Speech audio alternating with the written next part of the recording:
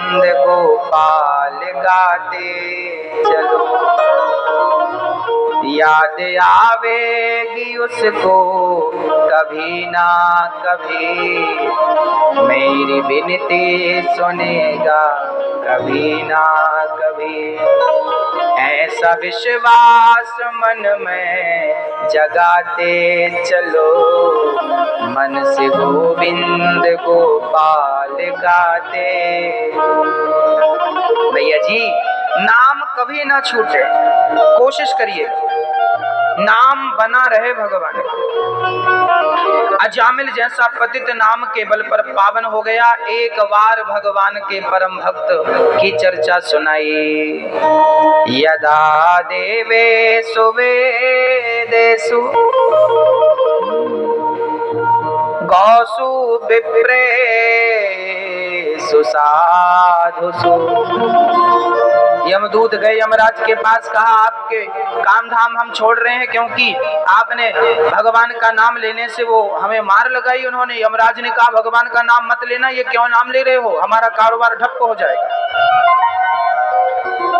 यमदूतों ने कहा महाराज ऐसा क्या है इस नाम में।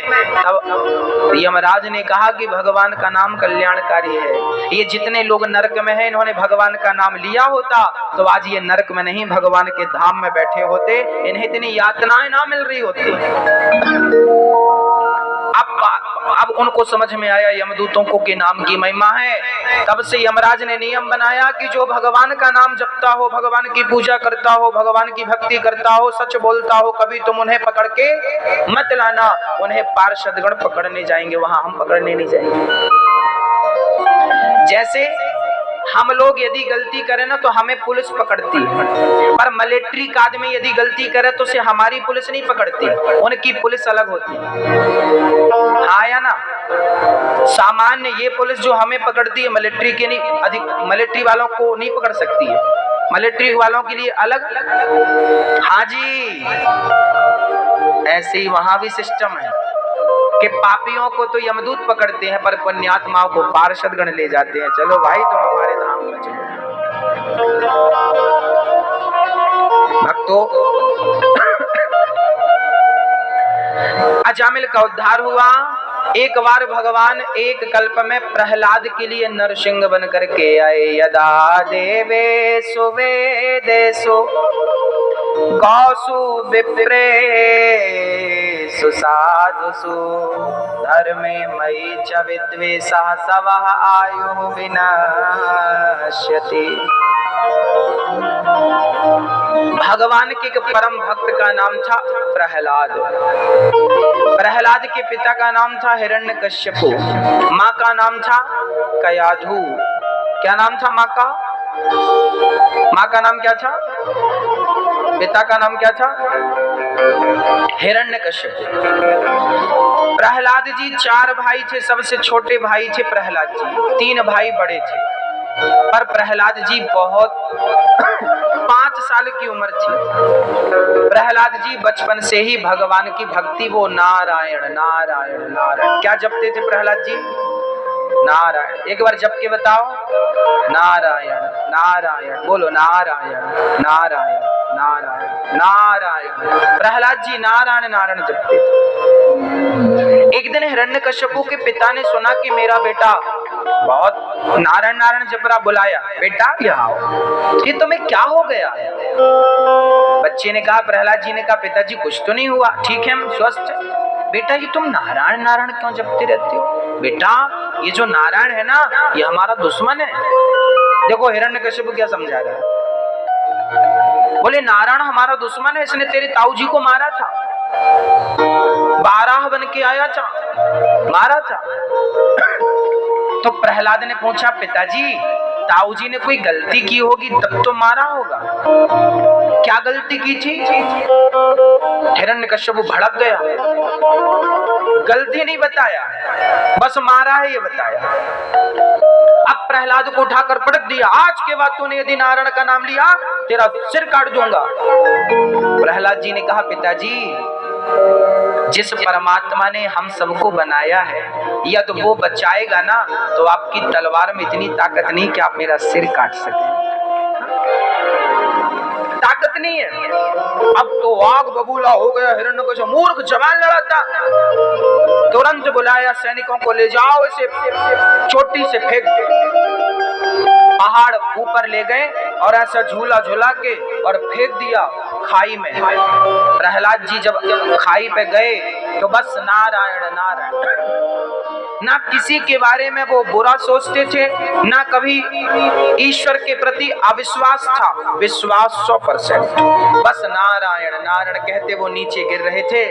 अब बचाने वाला भगवान हो तो जिसने तेरा नाम लिया उसके जाके कर लो बंदगी।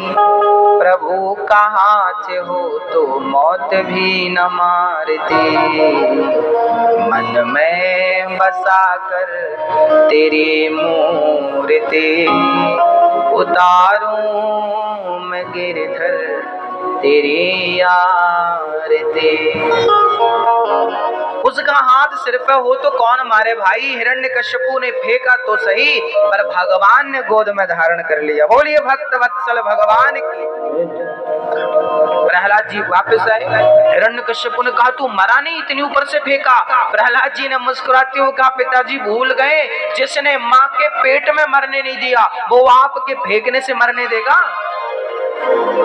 माँ के पेट में उल्टा लटके थे हम 9 महीने तक, बचाने वाले भगवान ने बचाना चाहा तो वहां तो मरने नहीं दिया, तो यहाँ मरने देगा। हमें आपसे ज्यादा अपने गोविंद पे भरोसा है। बचाने वाला भगवान हो तो कोई ताकत नहीं किसी की मार सके। अब हिरण्यकश्यपु बड़ी चिंता में डूब गए, क्या करें क्या करें क्या करें। एक दिन हिरण्यकश्यपु की बहन आई रक्षाबंधन पे।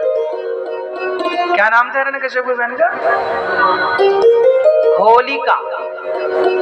आई कैसे हो? हिरण्यकश्यप बोला बहन बड़ी टेंशन में। बोले क्यों? बोले तेरा भतीजा जीने नहीं दे रहा। क्या हुआ? भतीजा तो प्रहलाद तो बड़ा अच्छा है। होलिका प्रहलाद को बड़ा पुचकारने लगी, प्यार करने लगी। हिरण्यकश्यप बोला ये तेरा भतीजा, तू इसको जल्दी से मार डाल, यदि इसको मार डालेगी ना तो जो मांगेगी मैं तुझे इनाम दूंगा। होलिका बोली भाई अपने पुत्र को क्यों मरवाना चाहते हो? तब हिरण्यकश्यप ने कहा ये भगवान का नाम जपता है। कोई बात नहीं, तुम्हारी मर्जी, तो मैं बैठती हूँ। मुझे तो वरदान मिला है आग जलाएगी नहीं। होलिका जलाई, अग्नि लगाकर बैठ गई। प्रहलाद को गोद पे बिठाया। आग ने होलिका को वरदान दे रखा था ब्रह्मा जी ने कि तुम्हें अग्नि कभी जलाएगी। अच्छा ये वरदान इसलिए था कि कोई जल रहा हो तो तुम बचा लो, इसलिए थोड़ी था कि किसी को लेके बैठ जाओ तो मार डालो। कोई भी शक्ति आपको मिलती है तो उसका सदुपयोग करने के लिए मिलती है। यदि आपने उसका दुरुपयोग किया मेरी माँ, तो वो शक्ति वो बल आपसे छीन लिया जाएगा। हाँ मैया जी, ओ मैया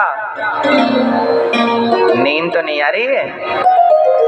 हाँ आए तो बताना, लोरी भी सुना देते हैं बढ़िया से आपके लिए। होलिका आग प्रज्वलित करती है, होलिका जलने लगी, पर वचन ब्रह्मा का था कि आग जलाएगी नहीं। आज ब्रह्मा का वचन मिथ्या हो गया। आज ब्रह्मा की वाणी झूठी हो गई। क्यों? क्योंकि भक्त के लिए भगवान ने अपनी वाणी झूठी कर ली। होलिका को जलाने का, ना जलने का वरदान था, पर आज होलिका जल गई और प्रहलाद बाल बच गए।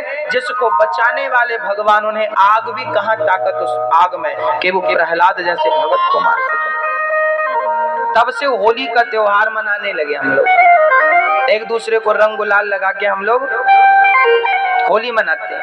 होलिका मर गई और प्रहलाद बच गए। अब हिरण्यकश्यप की चिंताएं और बढ़ने लगी।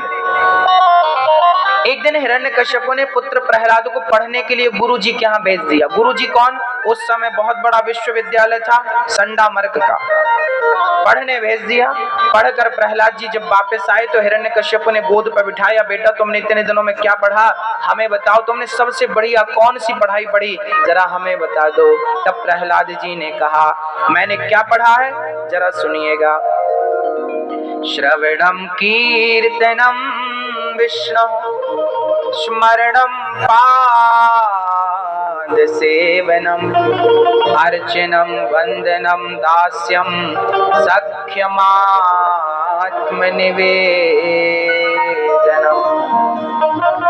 भक्ति कितने प्रकार की होती है मेरी माँ? मैया जी, भक्ति कितने प्रकार की होती है? 9। भक्ति 9 प्रकार की होती है मेरी माँ, 9 प्रकार की। कौन कौन सी?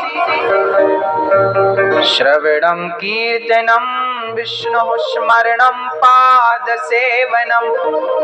पहली भक्ति है कथा सुनना, दूसरी भक्ति है कीर्तन करना। श्री कृष्ण गोविंद हरे मुरारी, हे नाथ नारायण, रघुपति राघव राजा राम, पतित पावन सीताराम। सीताराम सीताराम भज प्यारे तू सीताराम। सीताराम सीताराम भज प्यारे तू सीताराम। रघुपति राघव राजा राम, पतित पावन। श्री कृष्ण गोविंद हरे मुरारी, हे नाथ नारायण वासुदेव। श्री कृष्ण गोविंद हरे मुरारी, हे नाथ नारायण वासुदेव। श्री कृष्ण गोविंद हरे मुरारी, हे नाथ नारायण वासुदेव। श्री राम जय राम, जय जय राम। श्री राम जय राम, जय जय राम। श्री राम जय राम, जय जय राम। श्री राम जय राम, जय जय राम। श्री राम जय राम, जय जय राम। श्री राम जय राम, जय जय राम। ये क्या है मेरी माँ? ये क्या है? ये कीर्तन है। क्या है ये मेरी माँ? ये कीर्तन करने से ही आपका मन वश में होता है। ये कीर्तन करने से ही घर का वातावरण पॉजिटिव होता है और सकारात्मक ऊर्जा आपको मिलती है, एनर्जी मिलती है। तो हमें ये नाम पकड़ना और ये कीर्तन नित्य करना। पहली भक्ति है कथा सुनना, दूसरी भक्ति है कीर्तन करना, तीसरी भक्ति है स्मरण करना भगवान का। क्या करना मेरी माँ? भगवान का। अच्छा, आप ना स्मरण करती रहा करो, काम धाम करते हुए ना भगवान का स्मरण बना रहे। काम बराबर करिए, अकर्मण्य होके नहीं बैठना आपको। कोई भी काम छोड़िएगा मत, सारे काम करिएगा, पर काम करते समय झाड़ू लगाते जाओ और कीर्तन करते जाओ। श्री कृष्ण गोविंद हरे मुरारी, हे नाथ। बर्तन धुलती जाओ, श्री कृष्ण गोविंद हरे मुरारी। भोजन बनाती जाओ, श्री कृष्ण गोविंद हरे मुरारी, हे नाथ नारायण। बच्चे को तैयार कर रही हो, चलो बच्चे को पैंट पहनाओ, टाई लगाओ, शर्ट पहनाओ। श्री कृष्ण गोविंद हरे मुरारी, हे नाथ नारायण। बच्चे को स्कूल भेज रही हो, टाटा नहीं, श्री कृष्ण गो, बेटा जाओ, आपकी यात्रा मंगलमय हो। बच्चे को भी कीर्तन करा के गाड़ी पे बिठाओ, फिर बच्चे को विदा करो। भगवान का नाम आप जपोगी तो बच्चे सीखेंगे। अब हमारी माताएं बच्चों को तैयार करती हैं और मुन्नी बदनाम हुई। अब आप ये जपोगी तो बच्चे क्या सीखेंगे?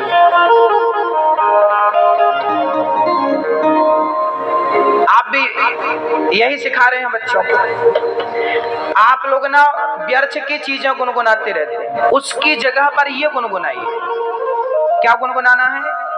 श्री कृष्ण गोविंद हरे, हमेशा गुनगुनाइए। हमेशा मेरी माँ जैसे कथा से आप जाती हो ना तो गुनगुनाते जाया कर, श्री कृष्ण गोविंद।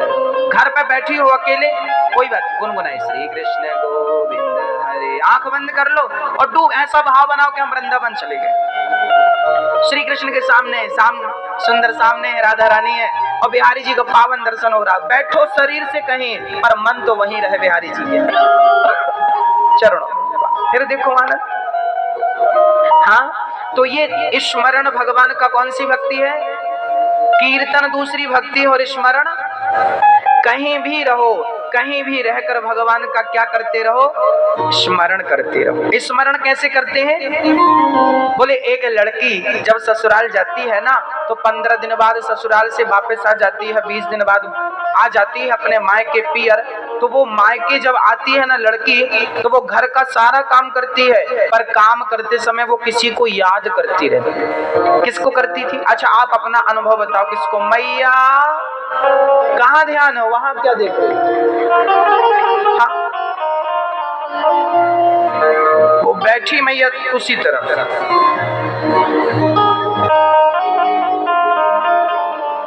बताइए, एक लड़की जब ससुराल जाती है वापस आती है तो वो काम धाम करते समय किसका चिंतन करती है?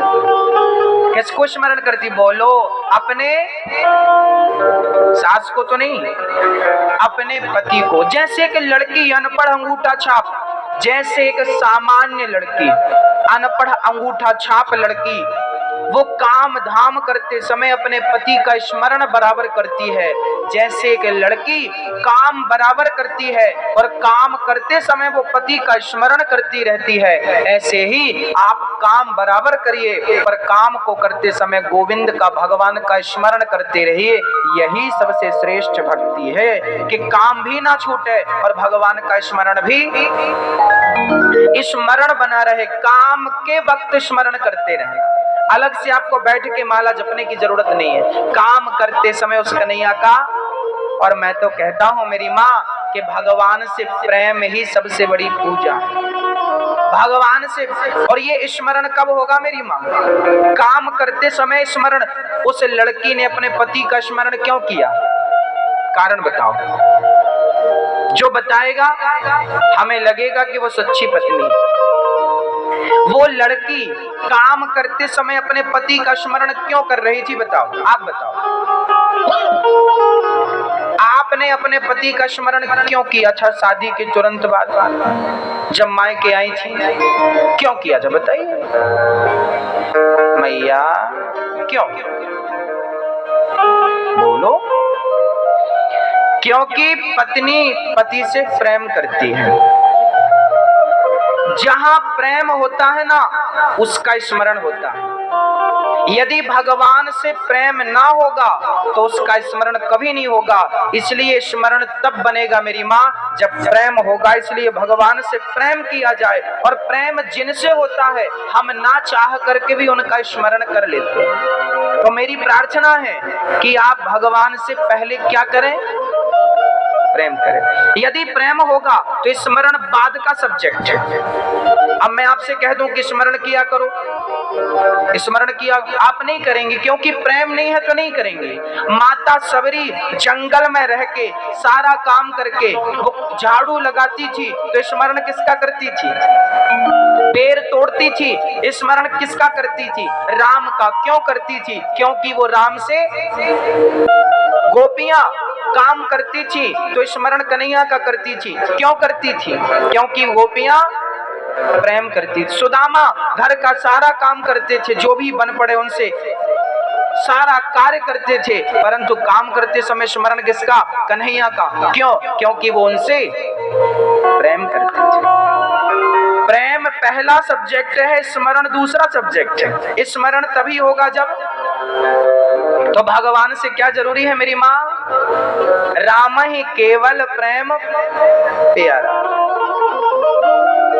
एक बार बोलो सभी लोग, राम ही केवल प्रेम प्यारा।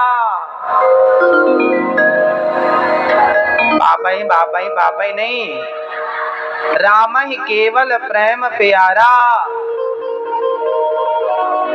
राम ही केवल प्रेम प्यारा।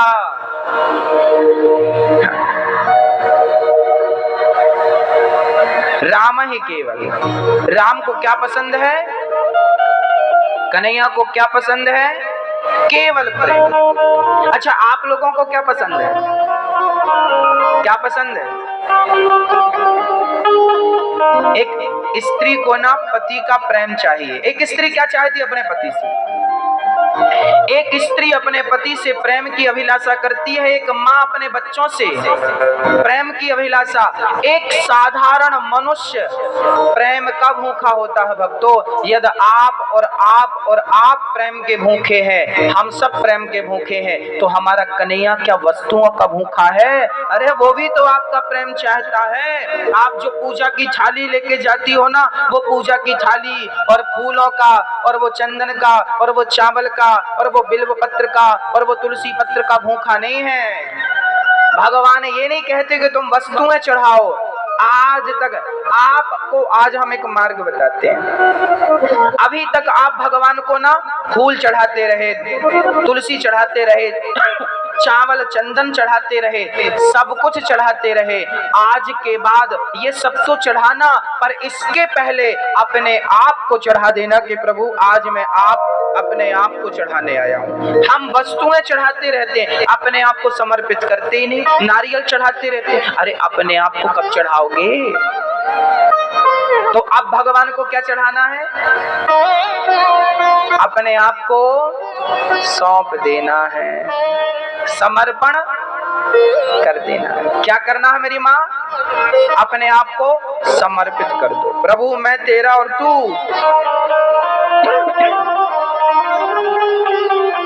अब सौंप दिया इस जीवन का सब भार तुम्हारे हाथों में है, जीत तुम्हारे हाथों में और हार तुम्हारे हाथों।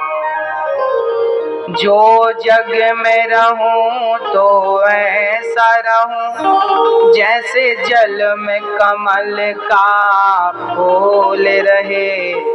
मेरे सब गुण दोष समर्पित हों भगवान तुम्हारे चरणों। सौंप दीजिए। प्रहलाद जी ने कहा स्मरणम श्रवणम कीर्तनम स्मरणम पाद सेवनम, पांव दबाना चौथी भक्ति है, चरण सेवा करना। मैया पांव दबाया करो अपनी सास के पति के, पांव दबाना चौथी भक्ति है। और पांचवी भक्ति क्या है? बोले मंत्र जाप मम दृढ़ विश्वास। भगवान का नाम विश्वास के साथ लिया जाए। भगवान का नाम तो जपो पर विश्वास हो। विश्वास कौन सी भक्ति है? पांचवी। छठ दमशील विरत बहुकर्मा निरत निरंतर सज्जन, सज्जन बन जाना छठवीं भक्ति है। सब में ईश्वर का दर्शन करना। सब में कौन है? सब में कौन है मेरी माँ? सब में भगवान है। अच्छा मैया जी बहुत प्यार से सुनिएगा और समझिएगा। अच्छा आपके गाल पे एक थप्पड़ मार दिया जाए तो वो थप्पड़ किसके गाल पे लगेगा? आपकी गाल पे लगेगा? नहीं, आपके गाल पे नहीं लगेगा। मैया बहुत प्यार से सुनिएगा। यदि आप हमारे गाल पे एक थप्पड़ मारे तो वो थप्पड़ किसे लगेगा? हमें नहीं लगेगा, हमसे होता हुआ कहीं और जाएगा। कहाँ जाएगा? आज वो मैं आपको समझा रहा हूँ, जरा सुनिएगा। देखिए क्या होता है, अभी जब तक मेरे अंदर प्राण वायु है, आत्मा, तब तक मुझे ना सब कुछ हो रहा है, सुख दुख है ना। आत्मा निकल जाएगी, उसके बाद शरीर पड़ा रह जाएगा, उसके बाद दो चार थप्पड़ मारना तो क्या दर्द होगा? कुल्हाड़ी से काट दो शरीर को, उसके बाद दर्द होता